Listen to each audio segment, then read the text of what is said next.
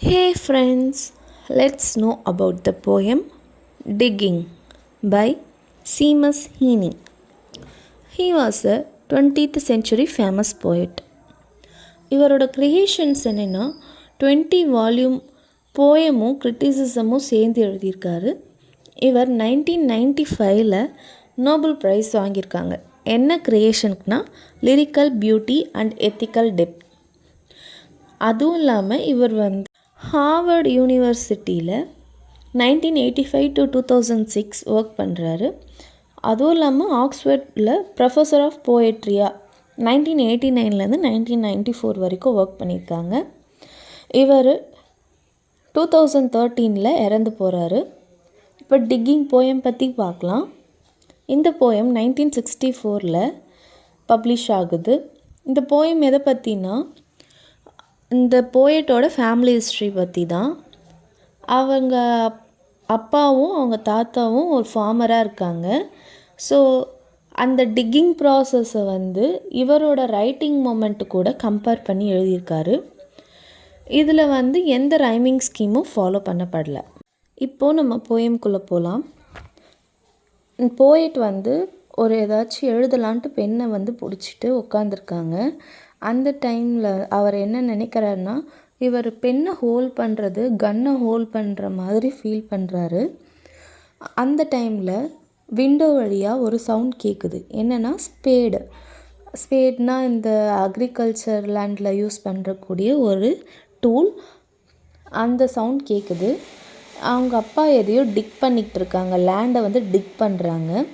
ஒரு 20 இயர்ஸாக அவங்க அப்பா இது தான் பண்ணிகிட்ருக்காங்க. பொட்டேட்டோ இல்லைன்னா ஏதாவது ஃப்ளவர்ஸ் இந்த மாதிரிலாம் ஷோ பண்ணிகிட்டு இருக்காங்க அப்படி சொல்கிறாங்க. ஸோ நெக்ஸ்ட்டு 20 இயர்ஸ்க்கு முன்னாடி அவங்க அப்பாவோட அப்பியரன்ஸ் எப்படி இருந்தது, அவங்க எப்படியெல்லாம் அக்ரிகல்ச்சர் லேண்டில் ஒர்க் பண்ணிகிட்டு இருந்தாங்க அப்படின்றது இவரோட நினைவுக்கு வருது. அந்த ஸ்பேடை பிடிச்சிட்டு இருந்து நிறையா சீட்ஸ் எல்லாம் ஷோ பண்ணிக்கிட்டு அவரோட அந்த பூட்ஸு இதெல்லாம் யோசித்து பார்க்குறாரு. இந்த டைமில் இவருக்கு தன்னோட சைல்ட்ஹுட் மெமரிஸ்லாம் ஞாபகம் வருது. அவங்க அப்பாவோட பொட்டேட்டோ ஃபீல்டில் நம்ம போயட் நல்லா ஜாலியாக விளையாடிட்டுருக்காரு. அப்போது அந்த ஸ்பேடை ஹேண்டில் பண்ணுற விதத்தை நோட் பண்ணுறாரு நம்ம போயட். சின்ன வயசுலேயே ரொம்ப ஸ்டைலிஷாக இருக்கும். அவங்க கிராண்ட்பாவும் அவங்க டேட் 2 பேருமே ரொம்ப ஸ்டைலாக அந்த ஸ்பேடை ஹேண்டில் பண்ணுறாங்க சொல்கிறாங்க. அந்த மாதிரி எப்போ இந்த விஷயத்தை அவர் பார்த்துருக்காருன்னா, அவங்க தாத்தாவுக்கு மில்க் கொண்டு போகும்போது பார்த்துருக்காங்க.